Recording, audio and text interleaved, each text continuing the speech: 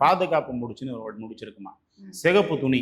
ம். சிகப்பு துணியில பட்டையும் லவங்கமும் பட்டையும் மிளகும், பட்டையும் லவங்கமும் இல்ல, பட்டையும் மிளகும் சம அளவு எடுத்து இடிச்சு பொடியாக்கி உள்ள வச்சு கட்டிடணும்.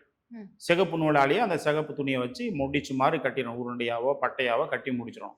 கட்டி முடிச்சுட்டு அவன் அன்டைமில் வெளியே போகிறாங்க வராங்கன்னா அதை கொடுத்து அனுப்பலாம். சரி. அல்லது கிளுகிழுப்பு செடி சர்வசாதாரணமாக எல்லா இடத்துலையும் இருக்கும். கிளுகிழுப்பு செடின்றது நீங்கள் ஆன்லைனில் போட்டாவோ இல்லை மூலிகை அகராதியில் போட்டாவோ தெரியும்.